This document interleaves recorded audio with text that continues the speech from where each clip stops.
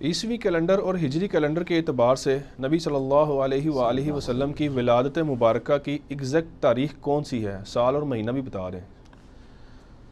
پہلے تو میں بتاتا ہوں، دلائل بعد میں ذکر کریں گے۔ جو یعنی ایگریڈ اپون ہے نا عیسوی کیلنڈر، وہ ہے 22 اپریل 571 AD، اور AD آفٹر ڈیتھ آف عیسیٰ نہیں ہے، یہ اینو ڈومینی ہے لیٹن ورڈ میں، ایئر آف دا لارڈ۔ حضرت عیسیٰ کی پیدائش کا جو سال ہے نا وہ یکم عیسوی تھا، یعنی مشہور کیا یہ AD سے آفٹر ڈیتھ بنتا ہے، BC سے بیفور کرائسٹ بنتا ہے، AD سے آفٹر ڈیتھ نہیں بنتا، اینو ڈومینی بنتا ہے۔ اس کو آج کل چینج کر کے انہوں نے CE کر دیا ہے، کامن ایرا، اور BC کو BCE، بیفور کامن ایرا۔ تو نبی علیہ السلام عیسیٰ علیہ السلام کی پیدائش کے 571 ایئرز کے بعد پیدا ہوئے، 22 اپریل بہار کے مہینے کے اندر۔ اور ہمارا جو یعنی لیونر کیلنڈر، یہ تو تھا سولر کیلنڈر، لیونر کیلنڈر جو ہے، جو بعد میں ہجری کیلنڈر کے نام سے مشہور ہو گیا، مسلمانوں نے اسے زیادہ پروموٹ کیا، اس کے اعتبار سے آپ علیہ السلام کی پیدائش ہوئی ہے 12 ربیع الاول کے مہینے کے اندر، اور 12 تاریخ کو۔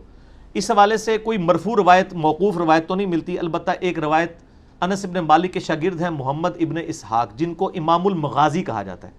دنیا میں سیرت کی پہلی کتاب جو ہے نا وہ امام المغازی محمد ابن اسحاق بن یسار کی ہے رحمہ اللہ، المتوفی 150 ہجری، تابعی ہیں، انس ابن مالک کے شاگرد ہیں، چھوٹے تابعین میں سے البتہ تابعی ہیں۔ ان کو امام المغازی کہا جاتا ہے، یعنی سیرت کی کتابوں کے امام۔ سیرت ابن اسحاق انہی کی ہے، اسی کو مختصر کیا گیا سیرت ابن ہشام ہے، اسی کو مختصر کیا محمد بن عبد الوہاب صاحب نے، جو سیرت النبی کتاب اہل حدیث بھی چھاپتے ہیں، اس میں بھی سر دیکھ لیں 12 ربیع الاول ہی نقل کی ہوئی ہے، ٹھیک ہو گیا جی۔ اور یہ ہمارے اہل حدیث حضرات میں جماعت الدعوہ والوں نے سیرت النبی پہ ایک کتاب چھاپی ہے، اس میں بھی انہوں نے 12 ربیع الاول ہی لکھی ہے، کیونکہ سیرت ابن ہشام میں بھی موجود ہے محمد ابن اسحاق کا قول، اور حدیث کی کتابوں میں بھی دلائل النبوہ امام بیہقی کی کتاب میں انٹرنیشنل نمبر کے مطابق 4 نمبر یہ اثر ہے کہ محمد ابن اسحاق کہتے ہیں کہ نبی علیہ السلام عام الفیل والے سال 12 ربیع الاول کے دن سوموار والے دن پیدا ہوئے۔ عام الفیل جب ابرا لشکر ہاتھیوں سمیت ہلاک کیا گیا تھا، جس نے کعبے پہ حملے کا ارادہ کیا تھا۔ اور یہ والا پورشن تو جامع ترمذی میں بھی موجود ہے کہ نبی علیہ السلام جو ہے وہ ہاتھی جس سال ہلاک کیے گئے تھے اس سال عام الفیل والے سال پیدا ہوئے تھے، کیونکہ عرب کے لوگ وہ بڑے بڑے ایونٹ سے سالوں کو یاد رکھا کرتے تھے۔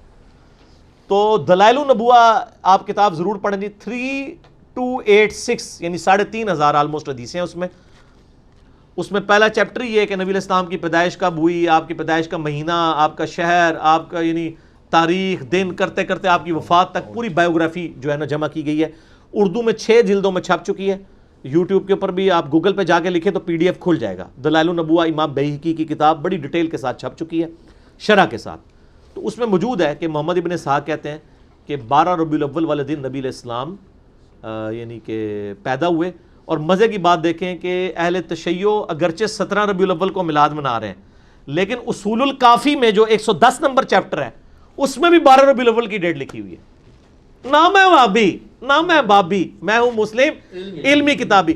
کتابیں سنی اور شیعہ دونوں کی کہہ رہی ہیں کہ 12 ربیع الاول ہے۔ اصول الکافی سمجھ لیں ان کی بخاری کے ایکویلنٹ ہے، اور یہاں پہ دلائل النبوہ امام بیہقی 468 ہجری میں فوت ہوئے، امام حاکم کے شاگرد ہیں، اہل سنت کے بڑے اماموں میں سے، انہوں نے بھی باقی جو لوگ کہتے ہیں یہ تابعی کا قول ہے جی وہ مرسل ہے، ہم کہتے ہیں کہ اس سے زیادہ قریب تر تو بات ہی کوئی نہیں موجود ہے۔ لے کے آئے نا، جب کچھ بھی نہیں ہوگا تو امام المغازی جو سیرت کا امام ہے، آپ کے پاس اس سے بڑا کوئی امام ہی نہیں ہے۔ اور ابن اسحاق اپنے زمانے میں جیوز اور کرسچنز کی بھی کتابوں کے امام مانے جاتے تھے، ان کی کتابوں میں جو نبی علیہ السلام کی پروفیسیز ہیں نا وہ بھی امام المغازی نے نقل کی ہیں۔ یہ اتنی بڑی چیز ہے محمد ابن اسحاق رحمہ اللہ تعالی، ٹھیک ہے۔ ان کا کہنا تو ان کا ویسے ہی اپنا قول بھی جو ہے نا بہت بڑی اتھارٹی، کیونکہ اس فیلڈ کے امام ہے، ٹھیک ہوگا۔ علی کیا 12 ربیع الاول کی ڈیٹ پر سنی شیعہ کا اجماع ہے؟ کیونکہ بعض کے نزدیک 9 ربیع الاول ہے، 8 ربیع الاول بھی ہے، 17 بھی ہے، 10 محرم الحرام بھی ہے، اور کئی کتابوں میں رمضان کا بھی ذکر آتا ہے، تو یہ تو اجماع نہ ہوا پھر اس کا مطلب؟ سر اجماع کتابوں پہ تو موجود ہے، بابے پھر تبدیلی کر دیں لادہ بات ہے۔ یہ 9 ربیع الاول تو آپ کے لال رومال والوں نے مشہور کر دی ہے نا، 8 ربیع الاول احمد بریلوی صاحب نے فتاوی رضویہ میں 8 ربیع الاول لکھی ہے، شیخ عبد القادر جیلانی رحمۃ اللہ علیہ نے غنیۃ الطالبین میں 10 محرم لکھ دیے. سر شیخ عبد القادر جیلانی کے بارے میں تو آپ کا دعویٰ ہے کہ وہ لوح محفوظ بھی پڑھ لیتے ہیں, جو دنیا کے سارے مسلمانوں کو پتہ ہے, جو حدیث کی مین کتابوں میں دلائل النبوہ کے اندر اور شیعہ کی اصول الکافی میں بھی ربیع الاول کا مہینہ لکھا ہے. تو شیخ عبد القادر جیلانی رحمۃ اللہ علیہ کو تو نہیں پتہ چلا کہ آپ کی پیدائش ربیع الاول میں بھی ہو, تو محرم لکھتے رہے ہیں اور لکھا بھی 10 محرم ہے. تو یہ علم غیب کے دعوے آپ کے جھوٹے ہیں. جو لوگ دین جو ہے وہ صحیح بیان نہیں کر سکے, انہوں نے باقی معاملات کو کیسے بیان کرنا ہے؟ ان کو غلطی لگ گئی نا. ان کی بزرگی اپنی جگہ ہے, وہ ہمیں کوئی اختلاف نہیں ہے. ہم یہی تو کہتے ہیں ان کو پیغمبر نہ مانیں, ان کو انسان ہی رہنے دیں, بزرگ کا درجہ ضرور دیں. 561 ہجری میں فوت ہوئے ہیں شیخ عبد القادر جیلانی رحمۃ اللہ علیہ. میرا تو ان پہ کلپ ہے 11ویں والے پیر کی نماز بھی سر انہوں نے بخاری مسلم کے طریقے کے مطابق پڑھی ہوئی ہے, اور آپ کے نزدیک تو شاید نماز کے معاملے میں بھی ان کو غلطی لگی ہوئی ہے. ہمارے نزدیک ان کا اس معاملے میں غلطی نہیں, اس معاملے میں ان کو غلطی لگی ہے. تو کتابیں تو اصول الکافی میں بھی موجود ہے, ہم جے پی جی بھی انشاءاللہ ڈال دیں گے 12 ربیع الاول کی ڈیٹ, اور دلائل النبوہ امام بیہقی کی کتاب اہل سنت کی, اس میں 12 ربیع الاول موجود ہے. کتابوں کے اوپر الحمدللہ اتفاق ہے. تو کتابی بنے, بابی نہ بنے. ٹھیک ہو گیا.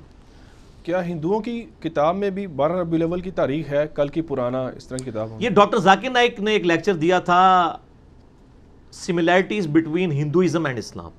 اس میں انہوں نے یہ ٹروتھ ریویل کیا ہے کہ جو کل کی پرانا کتاب ہے نا ہندوؤں کی, اس میں چیپٹر نمبر 2 میں ورس نمبر 4 سے لے کے 15 کے دوران آخری کلکی کا ذکر موجود ہے, نبی علیہ السلام.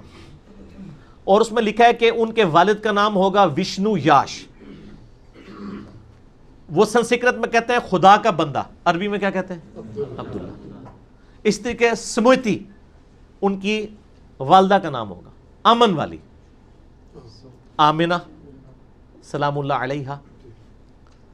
اور پھر لکھا ہے کہ ان کے جو یعنی جد امجد ہیں وہ مکے کے سردار ہوں گے, عبد المطلب. یعنی یہ اس میں لکھا ہوا ہے کل کی پرانا میں چیپٹر نمبر 2 آیت نمبر 4 سے لے کر 15. یہ آیت نمبر سے مراد جو وہ کلیم کرتے ہیں.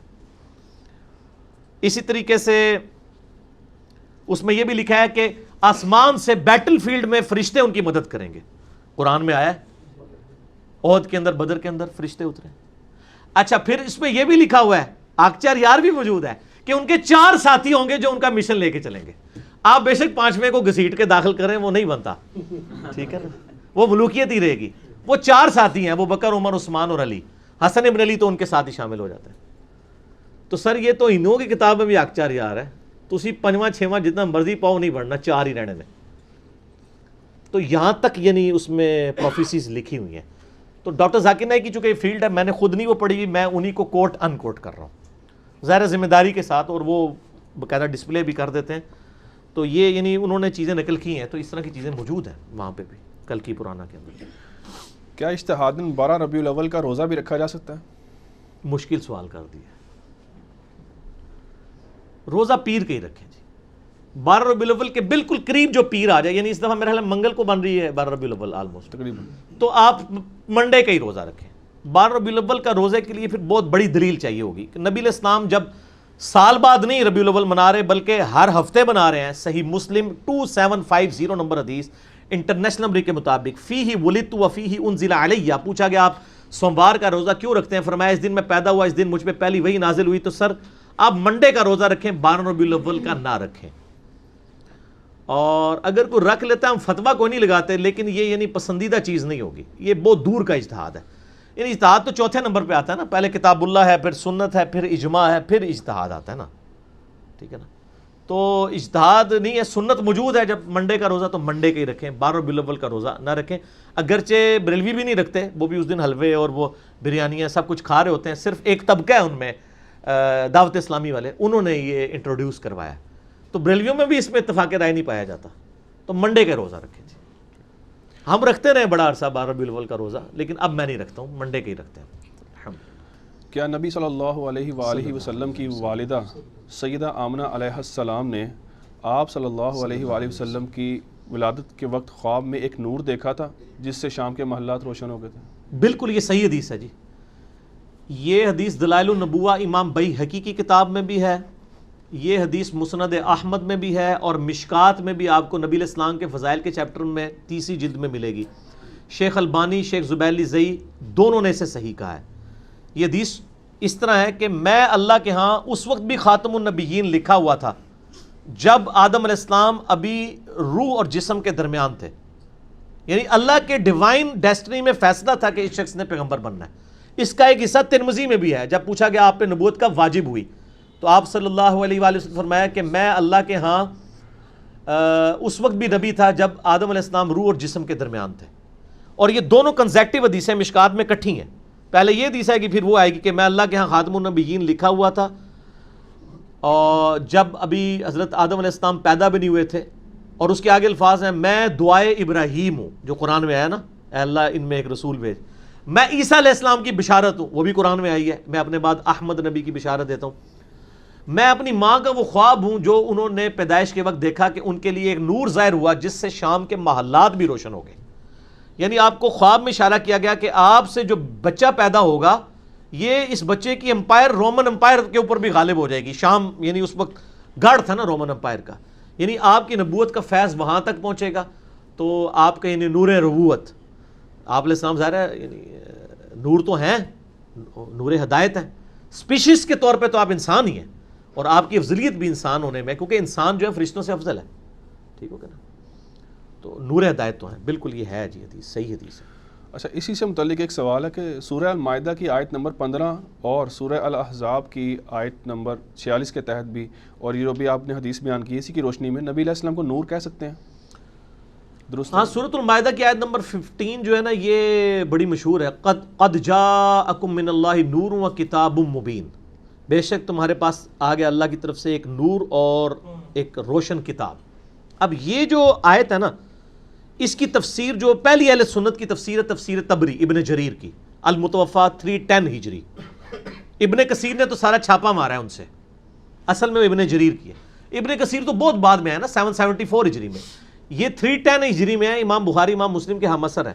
انہوں نے تفسیر ابن جریر جسے تفسیر تبری بھی کہتے ہیں اس میں اسی آیت کے کانٹیکسٹ میں لکھا ہے کہ اس نور سے مراد نبی صلی اللہ علیہ وآلہ وسلم ہے. ایون اشری تھانوی صاحب بھی مانتے ہیں, لیکن وہ ایک لال داڑھی والا بیٹھا ہوا ہے کعبے کے اندر, ایک لال رومال والا ہے, ایک لال داڑھی والا بھی ہے.